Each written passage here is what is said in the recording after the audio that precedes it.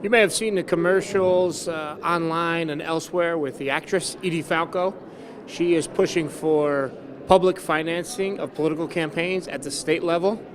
And, you know, I kind of have mixed feelings. I love the actress. I love Carmela Soprano, her famous character from The Sopranos there. Nurse Jackie was great. I mean, she was a junkie, but she was a great nurse.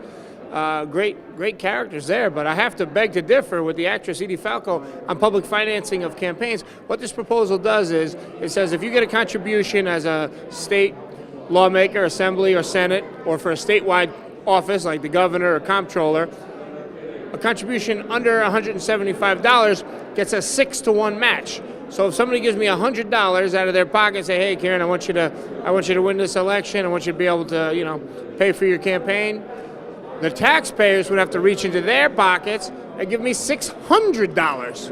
Multiply that by the 150 members of this room, plus their opponents, the 63 members of the Senate, you're talking a huge amount. Proponents of this bill admit it's going to cost every election cycle, which is every 2 years, $100 to $200 million.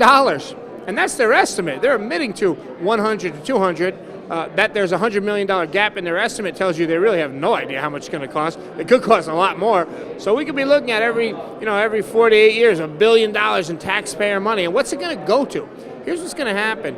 A candidate who has no chance of winning, he's going to throw his hat in the ring, and he's going to be a candidate on paper, and he's going to raise a few $100 or a few $1,000, and then he's going to get that 6-to-1 match. He's going to have a friend of his be his campaign manager, and he's going to pay that guy. Maybe he's going to pay somebody he owes money to already. Say, "Hey, listen, I'm going to pretend to run for office, and there's going to be this matching funds. I'm going to pay you. You be my campaign manager." I'm not going to win.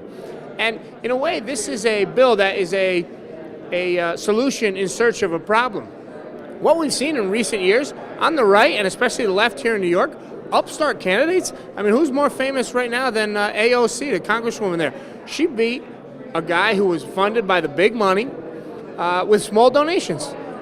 If you look at Senator Klein, he lost a primary to now Senator Biaggi. He was the big corporate guy, got all the big contributions. He lost his primary to Senator Biaggi. She was mostly a small donation person. Even in the presidential races, you saw Beto O'Rourke raise $6 million in 24 hours. Overwhelmingly small donations. So the technology is there for the small donation person to raise enough money to compete with the big corporate donor people.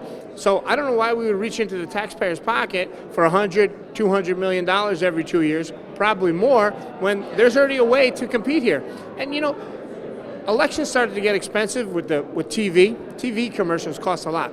Network TV commercials cost a lot. But now, TV commercials, I mean, I don't even watch TV commercials. I mostly DVR shows, and I fast forward through the commercials. There's so many cord cutters out there, they don't watch any commercials on TV because they don't even watch TV. So you can get your message out very effectively online, where you can micro-target different people who are going to be receptive to your message. So the technology is there to allow the small candidates to compete. The goal is good. You want to get big money out of politics. You don't want huge contributions coming into Albany. And I think the way to do that is twofold. Number one, you get rid of all these billions of dollars in discretionary spending.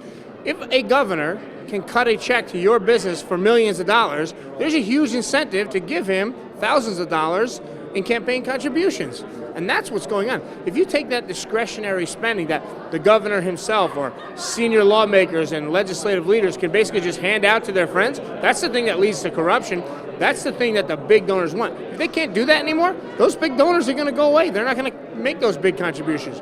And the other thing to do to really clean up Albany is term limits. I've always been supportive of a bill that says, hey, listen, you want to serve in state government? Good. 12 years in one house or a total of 16 in the Assembly and Senate combined, and then be on your way, get back to your regular life. That would change things dramatically. Also, term limits for legislative leaders. You know, we saw Sheldon Silver was here for 20 years as the speaker. He accumulated so much power, it rivaled the governor, and he used that power to his own benefit, to enrich himself. So those are the ways to really fix the problems. I'm sorry, Carmela Soprano, you know, I love you, but you're wrong on this issue. The taxpayers have paid enough. Let's let small candidates compete, and you get the big donor money out of politics by getting the big pork, big discretionary money out of the budget. That's the solution.